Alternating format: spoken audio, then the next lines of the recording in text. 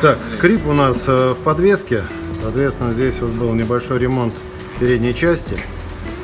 Вот болт с правой стороны, у нас скрипа с правой стороны нет. Смотрим слева. А слева у нас идет полное соприкосновение болта и вот этой ремонтной части. И при вращении руля подрамник относительно вот этого этой части у нас идет небольшое смещение. Вот мы видим, слышим этот скрип.